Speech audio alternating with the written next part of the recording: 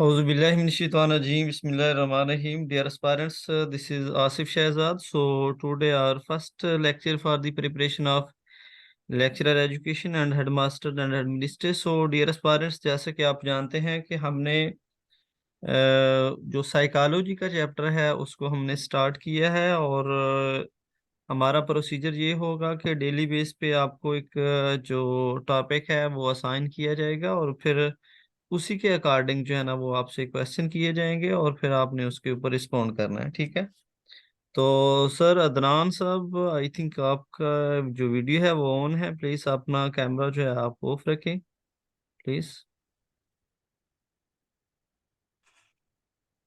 Sir आप ऐसे करें, अपनी तरफ से कैमरा सबका ऑफ कर दें। मतलब वो सम टाइम ऐसे होता है अनकॉन्शियसली, वो जब हम ज्वाइन करते हैं तो वो कैमरा ऑन होता है। तो आप अपनी तरफ से ये ऑप्शन प्लीज बंद हो सकता है। कोई ऐसा सिस्टम है तो आप कर दें ऐसे ही। चलें ठीक है, मैं देखता हूँ जिसका भी हुआ ना ऑन वो मैं ऑफ कर दूंगा इंशाल्लाह, इशू नहीं है। सर आप अपनी तरफ से टोटली ऑफ कर दें ना कैमरा का जो ऑप्शन है। ऑल जितने असल भी में मुझे कैंडिडेट्स होंगे इतनी ऑल को। इंफॉर्मेशन नहीं है इसके बारे में, ऐप के बारे में।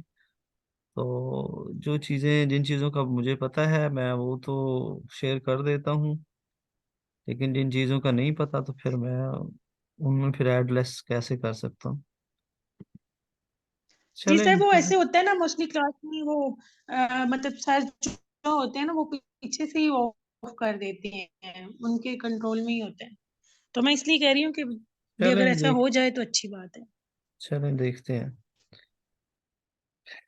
अच्छा जी ठीक है, चलें हम स्टार्ट करते हैं क्योंकि टाइम काफ़ी हो गया, फिर जिसने ज्वाइन करना हुआ फिर वो आ जाएगा। तो पहला क्वेश्चन मेरा ये है आपसे कि आप मुझे बताएं कि व्हाट इज साइकोलॉजी। साइकोलॉजी के बारे में आपका क्या परसेप्शन है, क्या कहना चाहते हैं आप इसके बारे में? वन बाय वन बताएं जी प्लीज। What is psychology? जी अदनान साहब आप बताएं जरा, साइकोलॉजी क्या होता है? डिफाइन करें जरा अपनी वर्डिंग में इसको।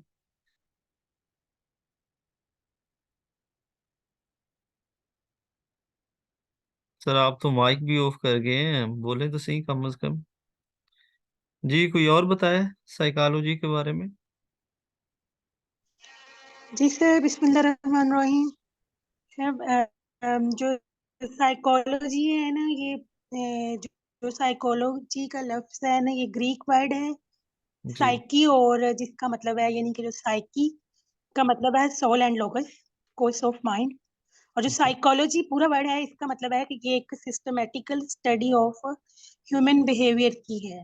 शुरू में इसको कहा जाता था कि ये जो साइकोलॉजी है ये सोल की स्टडी है। जी।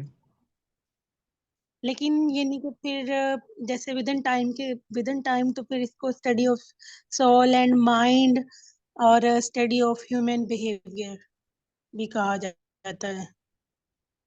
ओके, आपका पॉइंट आ गया जी। और कोई बताए, अदनान साहब बताएं जरा प्लीज। और भी एक हमारी स्टूडेंट है मिशा खान, आप बताएं प्लीज। जी सर, ये मेरी फ्रेंड है, मैंने इसको कहा था आज ही इसने ज्वाइन अच्छा। किया आपका ग्रुप। मैंने लिंक शेयर किया था इसके साथ। हम्म। ये अदनान साहब भी कुछ नहीं बोल रहे, अल्लाह के बंदे बोलो तो बोले तो सही, क्लास में आए हैं आप, माइक ऑफ करके बैठ गए हैं आप लोग।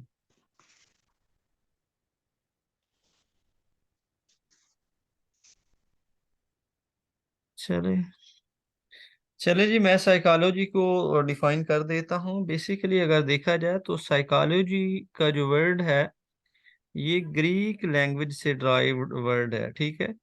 और ये जो साइकोलॉजी का वर्ड है ये दो वर्ड से जो है ना वो मिलकर बना है। एक साइकी, एक का मतलब होता है साई, एक को कहते हैं साइकी और दूसरे को कहते हैं लोगोस। ठीक है। साइकी का मतलब बेसिकली होता है सोल। ठीक है। और लोगोस का मतलब होता है स्टडी। ठीक है। यानी कि सोल की जो स्टडी है उसको क्या कहा जाता है? साइकोलॉजी कहा जाता है। ठीक है। यानी कि जब साइकोलॉजी का सब्जेक्ट ड्राइव हुआ था, यानी कि विलियम वोंड साहब ने साइकोलॉजी को एक अलग ब्रांच ऑफ नॉलेज जो है ना वो कंसीडर किया था 1879 के अंदर उन्होंने लिप्सन के अंदर जो है ना वो एक लिप्सन यूनिवर्सिटी जो है उसके अंदर एक लेबोरेटरी बनाई थी, और उसके बाद फिर इन्होंने साइकोलॉजी का जो नॉलेज है इसको फिलॉसफी से अलग किया था 1879 के अंदर। तो सबसे पहले यानी कि जो साइकोलॉजी है इसको इनिशियल स्टेज पे अगर हम देखें तो इसको स्टडी ऑफ सोल कहा जाता है, ठीक है। यानी कि पहले पहले जितने भी हमारे ये फिलोसफर हैं, जितने भी स्कॉलर हैं, जितने भी ग्रीक स्कॉलर्स हैं, उन्होंने इसको स्टडी ऑफ सोल कहा, ठीक है। फिर मिडल एज में इसको जो है ना वो कहा गया कि it is a study of mind. ये इंसान की जो माइंड है, जो थिंकिंग है, जो थॉट है, जो मेंटल एबिलिटी है, जो पोटेंशियल एबिलिटी है, उसकी स्टडी को हम क्या कहते हैं, साइकोलॉजी कहते हैं, ठीक है। लेकिन जो मॉडर्न वर्ल्ड है, जो आजकल का हमारा दौर है, जो प्रेजेंट कंडीशन है, उसके अंदर इसको हम कहते हैं कि study of behaviour, it is a study of behaviour. और रिसेंट जो ट्रेंड इसका सामने आया है वो है कि इसको हम स्टडी ऑफ एटीट्यूड भी कहते हैं, study of behaviour, study of attitude भी हम इसको कहते हैं, ठीक है। आई थिंक अब आपका ये कंसेप्ट जो है ना वो क्लियर हो चुका होगा। कि कोई डाउट है तो पूछ ले, फिर मैं फिर से बता देता हूँ आपको। जी। सर इसको स्टडी ऑफ कॉन्शियसनेस और अनकॉन्शियसनेस क्या बोल सकते हैं? स्टडी ऑफ कॉन्शियसनेस जो है, अब देखें ना हमारे पास ये जो स्ट्रक्चरलिज्म स्कूल ऑफ थॉट है जिसको हम इंशाल्लाह डिस्कस करेंगे, ठीक है। तो उसमें क्योंकि हमारा जितना भी स्ट्रक्चरलिज्म स्कूल ऑफ थॉट है ये सारा का सारा जो कॉन्शियस स्टेट ऑफ माइंड है उसके ऊपर बेस करता है। इंसान की जो कॉन्शियसनेस स्टेट ऑफ माइंड है जिसके बारे में हम ऑलरेडी अवेयर होते हैं, ठीक है, उसके बारे में वो बात करता है, ठीक है। हम इसको स्टडी ऑफ कॉन्शियसनेस भी किसी हद तक कह सकते हैं, लेकिन स्टडी ऑफ अनकॉन्शियसनेस हम इसको नहीं कह सकते, ठीक है। क्योंकि अनकॉन्शियस वो स्टेट ऑफ माइंड होती है जिसके बारे में हमें खुद भी पता नहीं होता। वो हमारी जो बिटर रियलिटीज होती हैं, जो हमारे पास्ट होता है, जो हमारे ड्रीम्स होते हैं, जो अनकम्प्लीट विशेस होती हैं, वो सारी उसके अंदर मौजूद होती हैं। तो उसके बारे में तो हमें अवेयरनेस ही नहीं होती। फिर हम इसको कैसे कह सकते हैं कि it is study of unconscious state of mind. अच्छा, क्लियर, चले फिर नेक्स्ट। यस सर, चलें नेक्स्ट। अल्लाह के बंदे, कोई और बंदा भी बोल रहे, सारे लोग बिल्कुल ऐसे सुम्म बुकमुम मुमजुम बैठे हुए हैं, तो ऐसे तो भाई काम नहीं चलने वाला। ऐसे तो फिर अगर आप काम नहीं करेंगे तो फिर तो कोई फायदा ही नहीं है डिस्कशन का, ना ही कोई बंदा रिस्पोंड कर रहा है। तो आपको रिस्पोंड करना चाहिए मेरे ख्याल में, क्योंकि मैं आपके लिए टाइम निकाल कर आया हूँ, तो मेरे ख्याल में आपको रिस्पोंड करना चाहिए। अच्छा, इसी से रिलेटेड ना मेरा एक आपसे जी क्वेश्चन सर, जो है कि पार्टिसिपेट साइकोलॉजी। मतलब जो पार्टिसिपेट करे उसको तो लाजमी करना चाहिए। हाँ जी। अच्छा, मेरा एक और क्वेश्चन है आपसे कि कौन से हमारे पास जो स्कॉलर्स हैं, कौन से साइकोलॉजिस्ट हैं जिन्होंने साइकोलॉजी को स्टडी ऑफ बिहेवियर कहा है। जरा माइंड लगाएं, बताएं जरा प्लीज।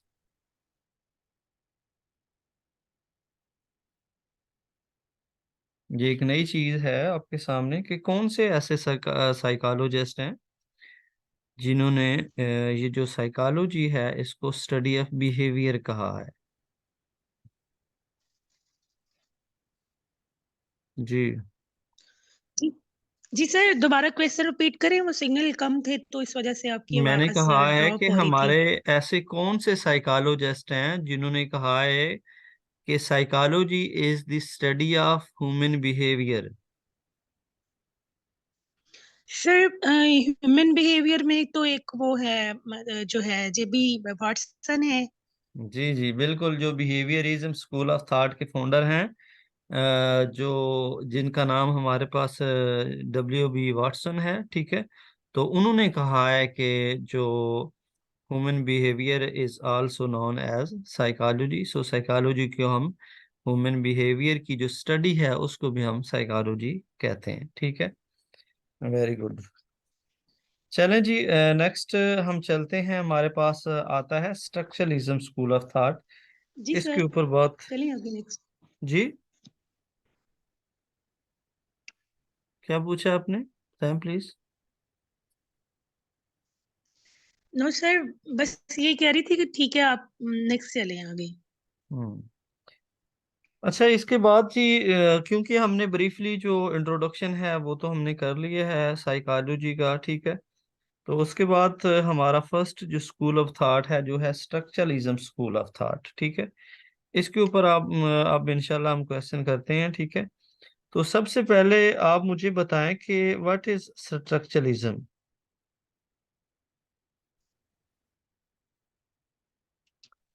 स्ट्रक्चरलिज्म क्या होता है जी? सर, ये जो स्ट्रक्चरलिज्म होता है ना, ये जो स्कूल ऑफ थॉट है ना, इनका कहना है कि जो है माइंड, जो हम माइंड को जो है ना वो कंपोनेंट्स में उसकी स्टडी की जा सकती है। हम्म। जो मेंटल एक्टिविटी है उसको कंपोनेंट्स में, मतलब जो है उसको, जैसे दिमाग है तो उसको तोड़ फोड़ करके उसकी स्टडी की जा सकती है इसके अंदर।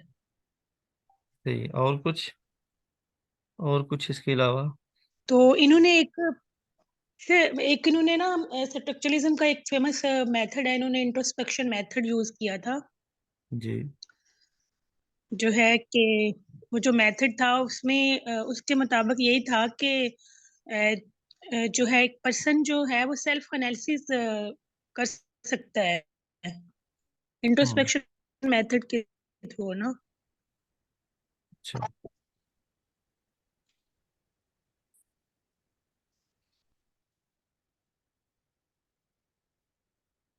आवाज नहीं आ रही आपकी, शायद आवाज कट रही है आपकी। हेलो। हेलो जी सर।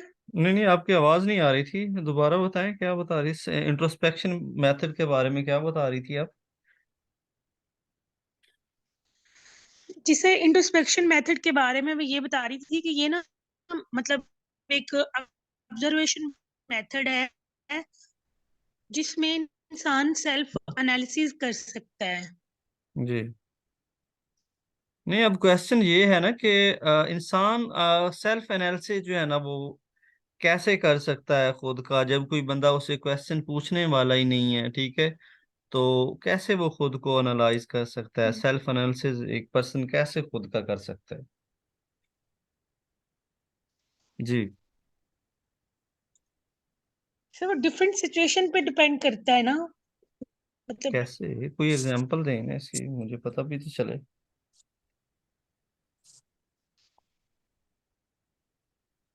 जैसे सर, मतलब एक जो है वो एक हमारा कवर्ट बिहेवियर होता है, एक जो होता है ये नहीं कि ओवर्ट बिहेवियर होता है ना। नहीं नहीं, आप बिल्कुल आउटसाइड पे जा रही हैं। मेरा क्वेश्चन ये नहीं है, मैंने ये पूछा है कि आपने कहा है कि इंट्रोस्पेक्शन मेथड के जरिए एक जो इंसान होता है वो खुद का एनालिसिस कर सकता है कि उसके माइंड के अंदर, उसकी मेंटेलिटी के अंदर, उसकी थिंकिंग के अंदर, उसकी फीलिंग के अंदर क्या चल रहा है। तो मैंने कहा है कि एक इंसान खुद का कैसे यानी कि एनालिसिस कर सकता है, ठीक है। मैंने ये पूछा है। सर ये देखें, इंसान को मतलब अपनी जो वीकनेस होती हैं या जो अपनी उसके अंदर जो वीकनेस है, तो वो उसको वो अपने रवैये का खुद ही पता होता है ना, मतलब अपनी वीकनेस का वो खुद ही जान सकता है ना। कोई दूसरे बंदे को तो नहीं पता कि उसके अंदर क्या वो उसकी वीकनेस है या कौन सा एरिया उसका वीक है। अच्छा जी, चलें ठीक है, आपका पॉइंट आ गया। अच्छा, इसके बाद जी कोई और जफर अब्बास साहब, आप अगर बताना चाहें तो आप बताएं जरा, व्हाट इज स्ट्रक्चरलिज्म, की स्ट्रक्चरलिज्म क्या होता है, स्कूल ऑफ थॉट के बारे में कोई आपको आइडिया, कोई कंसेप्ट हो आपके माइंड में तो बताएं प्लीज। सर मजीद फिर आपका समझ तरह से हो। नहीं, मैं बताता हूँ, कोई और भी तो बताया ना, इतने लोग, तीन चार लोग, पांच लोग हैं हम लोग। कोई तो बताए, कोई अल्लाह का नेक बंदा, कोई तो नॉलेज शेयर करे। किसी के पास नॉलेज होगा तो शेयर करेंगे। सर आप सबसे ज्यादा नेक है ना, तो आप नहीं करें ना होता है शेयर भाई, हमारे साथ सबके अपना। पास पास है बस। थोड़ी बहुत हेजिटेशन है आपको, बाकी इंशाल्लाह अगर रेगुलर क्लास आप लेंगी तो इंशाल्लाह सारी चीज़ें क्लियर होंगी, परेशान होने वाली बात नहीं है बिल्कुल भी। अच्छा चलें ठीक है, आप ज़रा कॉन्शियस होकर सुने, मैं आपको थोड़ा सा इसके बारे में ब्रीफली बता देता हूँ।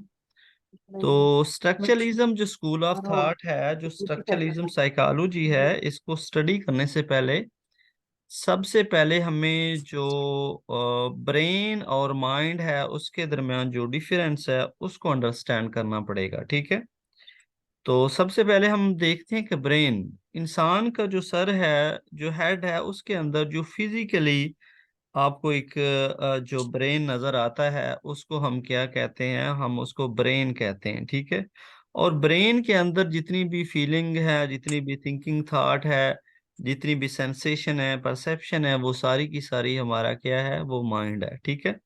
अगर हम इसको एक और एग्जांपल के साथ हम इसको क्लियर करें तो ब्रेन जो होता है वो हमारा क्या होता है, हार्डवेयर होता है, ठीक है। और जो हमारा माइंड होता है उसको हम क्या कहते हैं, सॉफ्टवेयर कहते हैं, ठीक है। ब्रेन को हम टच कर सकते हैं, ठीक है, उसकी फिजिकल एग्जिस्टेंस होती है, उसकी एक शेप होती है, उसकी एक शक्ल होती है। लेकिन जो माइंड होता है वो फीलिंग के साथ रिलेट करता है, थिंकिंग के साथ, सेंसेशन के साथ, परसेप्शन के साथ उसका रिलेशन होता है। उसकी कोई जहरी शक्ल सूरत नहीं होती, ठीक है। तो यहाँ पे जो स्ट्रक्चरलिज्म, प्लीज जिसका भी माइक ऑन है माइक ऑफ रखें।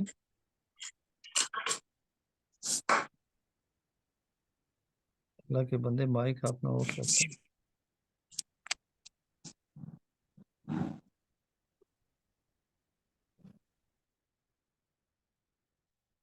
अच्छा जी, हम बात कर रहे थे हमारे पास जो कि माइंड और ब्रेन की हम बात कर रहे थे। तो माइंड बेसिकली जो हमारा जो फिजिकल नहीं होता, यानी कि जो लॉजिकली होता है इंसान के यानी कि हेड के अंदर जो जिसमें फीलिंग होती है, थॉट होती है, सेंसेशंस होती हैं, तो वो बेसिकली क्या होता है, हमारा माइंड होता है। यानी कि ये फिजिकली एग्जिस्ट नहीं करता। आप देखें कि अगर कोई बंदा आपसे कहे कि आप जो है ना वो मुझे अपना माइंड दिखाएं, तो हम किसी भी पर्सन को अपना माइंड, अपनी फीलिंग, अपनी सेंसेशन, अपनी थॉट जो है ना वो नहीं दिखा सकते, ठीक है। तो ये जो स्ट्रक्चरलिज्म स्कूल ऑफ थॉट है, इसमें टोटली हम जो माइंड है उसके बारे में बात करते हैं, हम ब्रेन के बारे में बात नहीं करते। और जो हमारा माइंड है उसकी डिफरेंट स्टेट ऑफ माइंड है, जैसे कि सबसे पहले हमारे पास कॉन्शियस स्टेट ऑफ माइंड आ जाता है, फिर सब कॉन्शियस आ जाता है, उसके बाद अनकॉन्शियस स्टेट ऑफ माइंड आ जाता है, ठीक है। तो जो सबसे पहली स्टेट है माइंड की, जिसको हम कॉन्शियस स्टेट ऑफ माइंड कहते हैं, उसके बारे में ये जो स्ट्रक्चरलिज्म स्कूल ऑफ थॉट है, जो स्ट्रक्चरलिज्म साइकोलॉजी है, उसके अंदर बात की गई है, ठीक है। तो ये जो हमारा यानी कि जो माइंड है, जिसमें हम कॉन्शियसनेस की बात कर रहे हैं, तो कॉन्शियसनेस स्टेट ऑफ माइंड वो स्टेट ऑफ माइंड होती है जिसके बारे में इंसान ऑलरेडी अवेयर होता है, जिसके बारे में इंसान को ऑलरेडी नॉलेज होता है, जिसके बारे में इंसान को थिंक ओवर करने की ज़रूरत नहीं होती, ठीक है। इंसान को ऑलरेडी पता होता है कि मैंने जी सर का लेक्चर लेना है, या फिर मैंने स्टडी करनी है, मैंने खाना खाना है, मैंने रेस्ट करनी है। इन सारी चीज़ों के बारे में इंसान को ऑलरेडी पता होता है। जिन चीजों के बारे में इंसान को थिंक ओवर करने की जरूरत नहीं होती, वो इंसान का जो स्टेट ऑफ माइंड होता है उसको हम कॉन्शियसनेस स्टेट ऑफ माइंड कहते हैं, ठीक है। तो सेकंड नंबर पे हमारा सब कॉन्शियसनेस स्टेट ऑफ माइंड आता है, जिसमें अगर हम माइंड के ऊपर थोड़ा सा फोकस करें, थोड़ा सा जोर दें माइंड के ऊपर, तो चीजें हमें रिकॉल होना स्टार्ट हो जाती हैं, ऑफ चीजें कह रहे थे रिटेन कैसे? होना स्टार्ट हो जाती हैं। तो वो अरे हमारा शोर आ रहा है, सबकॉन्शियस स्टेट ऑफ अरे माइंड शोर होता आ है, ठीक रहा है। है। ये किसी का माइक ऑन होता है बार बार, तो इस वजह से प्रॉब्लम हो रही। अच्छा, तो जो सबकॉन्शियसनेस स्टेट ऑफ माइंड होता है, उसमें आपने देखा है कि सम टाइम जब हम पेपर पे बैठते हैं, तो पहले पेपर पे बैठने, जब क्वेश्चन पेपर हमारे सामने नहीं होता, तो एकदम से, यानी कि हमें ऐसा फील हो रहा होता है कि हमारा बिल्कुल डाटा जो है ना वो वॉश हो चुका है, हमें कुछ भी नहीं आता। ठीक है, जैसे ही हम क्वेश्चन पेपर रीड आउट करते हैं तो ऐसा ऐसा जो है ना वो डाटा रिकॉल होना स्टार्ट हो जाता है। फिर हम फर्स्ट क्वेश्चन अटेम्प्ट करते हैं, फिर सेकंड, फिर थर्ड। तो ये हमारी जो है ना वो सब कॉन्शियसनेस स्टेट ऑफ माइंड होती है। यानी कि अगर हम थोड़ा सा जोर डालें अपने माइंड के ऊपर, अपनी थिंकिंग के ऊपर, तो फिर जो है ना वो डाटा रिकॉल हो जाता है, चीज़ें हमें मेमोराइज होना स्टार्ट हो जाती हैं। तो ये हमारी सब कॉन्शियसनेस स्टेट ऑफ माइंड होती है। ठीक है, तो थर्ड जो हमारी होती है स्टेट ऑफ माइंड, उसको हम अनकॉन्शियसनेस स्टेट ऑफ माइंड कहते हैं। अनकॉन्शियसनेस स्टेट ऑफ माइंड वो स्टेट ऑफ माइंड होती है जिनके बारे में हम अवेयरनेस नहीं होती हमें, हमें खुद उन चीज़ों के बारे में पता नहीं होते। हमारे जो पास्ट की जो विशेज होती हैं, जो बिटर रियलिटीज होती हैं, जो हमारी पास्ट पास्ट की जो अनकम्प्लीटेड डिज़ायर होती हैं, हमारे जो ड्रीम्स होते हैं, वो सारे के सारे हमारे क्या हैं, अनकॉन्शियसनेस स्टेट ऑफ माइंड के अंदर मौजूद होते हैं। तो जो साइकोलॉजिस्ट हैं वो कहते हैं कि किसी भी इंसान की अगर आपने बेटर डेवलपमेंट करनी है तो उसका अनकॉन्शियसनेस जो स्टेट ऑफ माइंड है उसकी डेवलपमेंट करना बहुत ज़्यादा ज़रूरी है। क्योंकि समटाइम आपने देखा है कि बच्चे जो है ना वो बचपन से अगर उसमें कोई एग्रेशन वगैरह आ गया है तो फिर जब भी उसके सामने कोई इस तरह की कोई सिचुएशन आती है, कोई इस तरह का प्रॉब्लम आता है, तो वो अग्रेशन का शिकार हो जाता है। ठीक है, वो हर्ष बिहेव करना स्टार्ट कर देता है, वो स्ट्रिक्ट बिहेव करना स्टार्ट कर देता है। तो इसलिए साइकोलॉजिस्ट कहते हैं कि हमें क्या करना है, बच्चे की जो अनकॉन्शियसनेस स्टेट ऑफ माइंड है उसकी डेवलपमेंट हमारे लिए बहुत ज़्यादा ज़रूरी है। ठीक है, तो उसके बाद जी नेक्स्ट हम देखते हैं कि हम बात कर रहे हैं, हमारे पास जो स्ट्रक्चरलिज्म स्कूल ऑफ थॉट है, जो स्ट्रक्चरलिज्म साइकोलॉजी है, इसके ऊपर हम बात कर रहे हैं।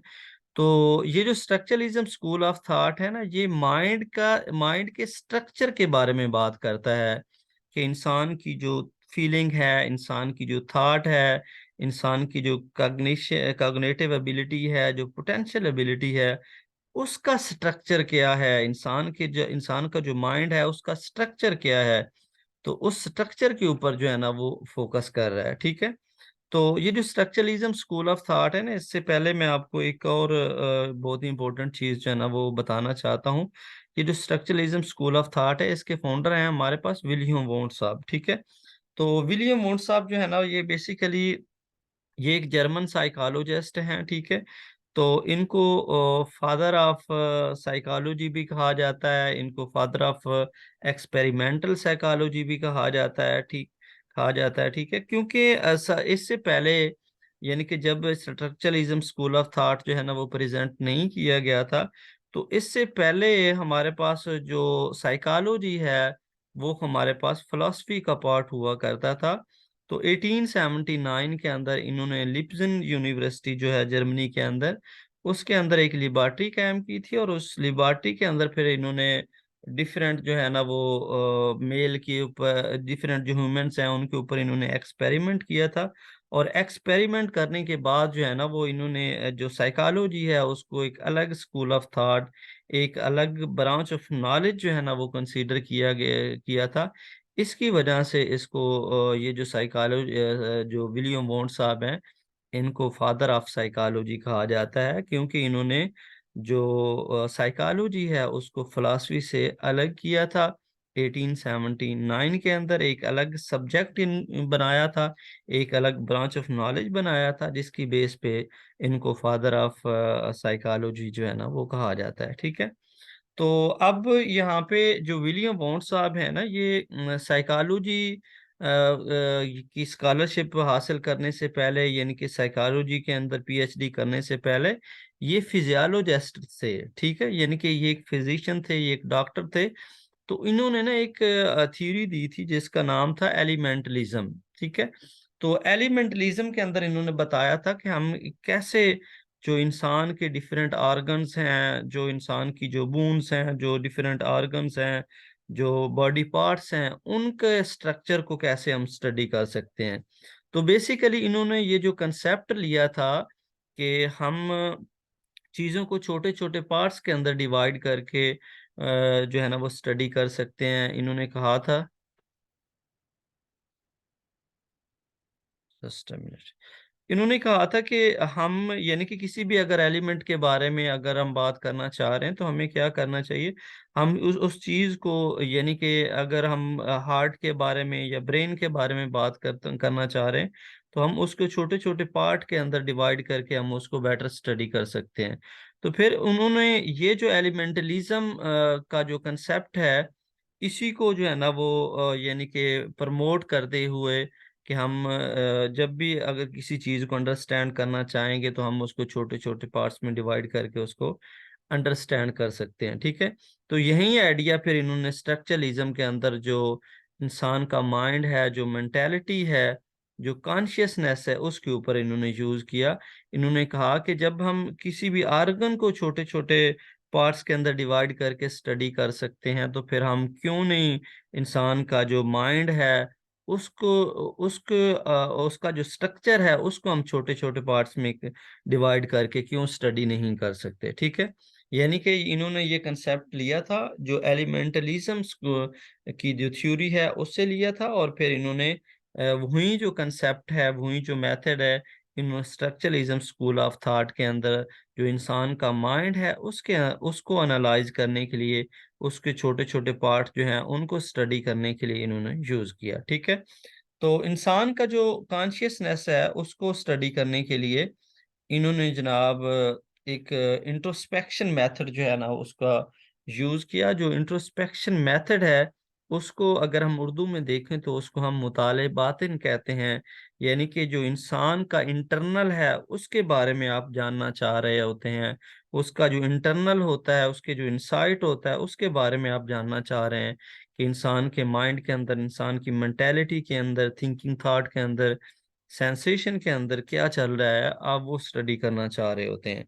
तो इसको क्या कहा जाता है, मुताले बातन कहा जाता है। ठीक है, तो उसके बाद ये जो इंट्रोस्पेक्शन मेथड इन्होंने दिया था इसके अंदर बहुत ज़्यादा जो ड्रॉबैक हैं, जो डीमेरिट्स हैं, इसके अंदर सब्जेक्टिविटी पाई जाती थी, इसमें 100% जो रिजल्ट है वो नहीं हासिल किया जाता था, क्योंकि इंट्रोस्पेक्शन मेथड बेसिकली अगर देखा जाए तो एक जो डॉक्टर है जब वो किसी भी जो पेशेंट का की जो जो डिजीज है उसको इन्वेस्टिगेट करने के लिए, उसको डायग्नोज करने के लिए उससे जो क्वेश्चन करता है वो भी इंट्रोस्पेक्शन मेथड ही होता है। उसके बाद हमारे पास ये जो पीपीएससी के या सीएसएस या पीएमएस के जो इंटरव्यूज होते हैं ये भी हमारा एक इंट्रोस्पेक्शन मेथड होता है, क्योंकि हम किसी भी स्टूडेंट के अंदर जो मख्फी सलाहियतें होती हैं, उसकी जो सेंसेशन है, उसकी जो पोटेंशियल एबिलिटी है, उसकी जो कंपिटेंसी लेवल होता है, उसको चेक करने के लिए क्वेश्चन जो है ना वो किए जाते हैं। ठीक है, तो इसके अंदर सब्जेक्टिविटी इस वजह से पाई जाती है कि क्योंकि समटाइम आपने देखा है कि जब भी हम पैनल के सामने जाते हैं इंटरव्यू देने के लिए तो हम अपनी जो डीमेरिट्स होती हैं, अपने जो ड्रॉबैक्स होते हैं, समटाइम हम क्या करते हैं, छुपा लेते हैं। ठीक है, तो इस वजह से इसमें सब्जेक्टिविटी पाई जाती है, इसमें गलती की गुंजाइश होती है। ठीक है, इसका रिजल्ट 100% नहीं होता है, इसके अंदर 100% ऑब्जेक्टिविटी नहीं होती, इसने इसमें कहीं ना कहीं कोई ना कोई जो ड्रॉबैक है, कोई ना कोई जो मिस्टेक है वो रह जाती है। इसकी वजह से इस स्कूल ऑफ थॉट को जो है ना वो रिजेक्ट किया गया था। ठीक है, तो इसके बाद जी मैंने इसको डिफाइन किया है, जितना मैं कर सकता था स्ट्रक्चरलिज्म के बारे में मैंने बात की है। तो अब आप लोगों में से अगर कोई स्टूडेंट बात करना चाहे स्ट्रक्चरलिज्म के ऊपर तो बताएं जी प्लीज।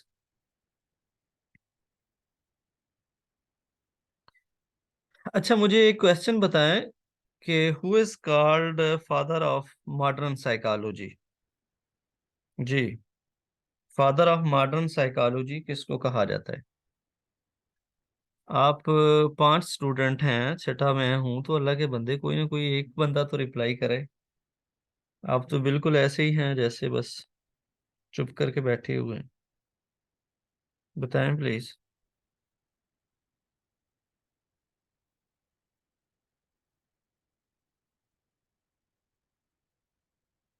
वैसे ऐसे आपकी प्रिपरेशन नहीं होने वाली, क्योंकि अगर आप नहीं बोलेंगे तो भाई आपका कंसेप्ट क्लियर नहीं होगा, और अगर आप तुक्के से आपका कोई पेपर पास हो भी जाता है तो फिर अल्लाह पाक की रहमत से इंटरव्यू में आप लोग फंस जाएंगे वहां पे, क्योंकि आप बोल नहीं सकेंगे, और जिसकी वजह से फिर आपको प्रॉब्लम्स फेस करना पड़ेंगे।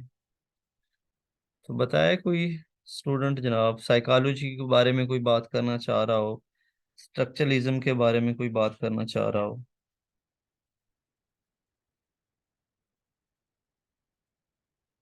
जी, कोई है मर्द मुजाहिद जो बात करना चाहे। सारे लोग ही बस अल्लाह के फजल पे ऐसे ही है। जी मिस सिन्हा, आप जरा माइक ऑन करें प्लीज। हेलो। जी sir.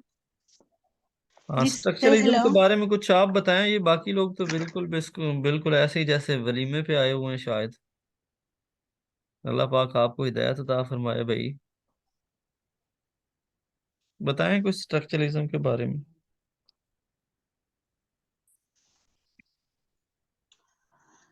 Sir school of thought में जो है मतलब नेचर को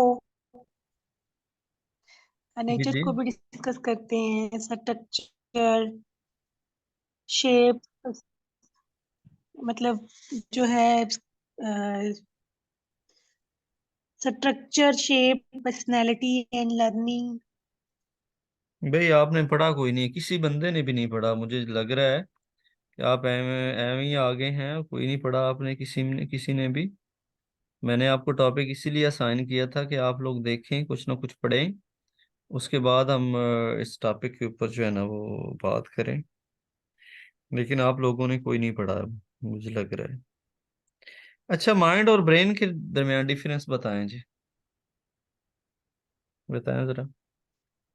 what is difference between mind and brain. Sir mind जो है ना, सर माइंड में ये है कि जो हमारी फीलिंग्स, परसेप्शन वगैरह होती हैं, जो दूसरे बंदे को नजर नहीं आ रही होती, जो हम्म। इनर होता है हमारा, उसको हम कहते हैं माइंड।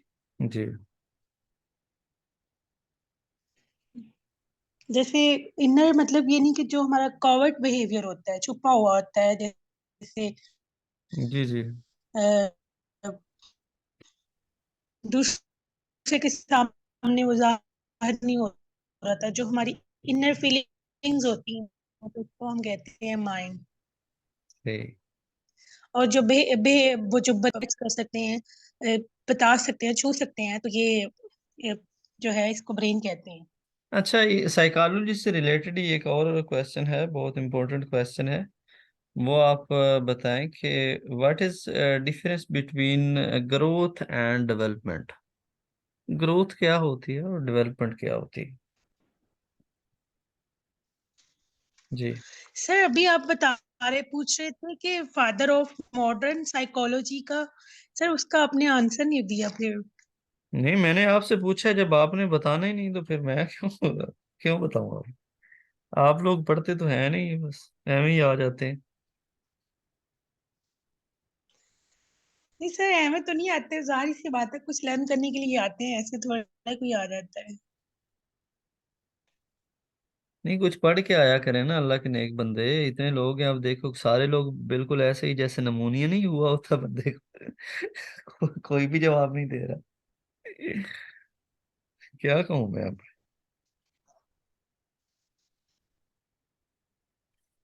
अच्छा, इसके बाद नेक्स्ट क्वेश्चन मेरा ये है कि विलियम वुंड साहब जो हैं, इनके एक शागिर्द थे जिन्होंने यानी कि अमेरिका के अंदर साइकोलॉजी को बहुत ज्यादा प्रमोट किया, तो उनका नाम क्या है जरा बताएं।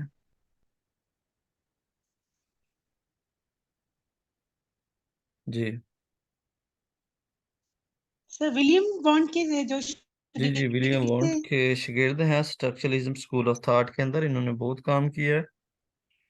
तो क्या नाम है उनका। टीचर तो नहीं थे? जी, एडवर्ड ब्रैफोर्ड टिचनर। ठीक है। जी। इन्होंने बहुत ज्यादा काम किया है हमारे पास। अच्छा, हम बात कर रहे थे ग्रोथ और डेवलपमेंट के ऊपर। तो अगर देखा जाए तो ग्रोथ जो होती है ये फिजिकली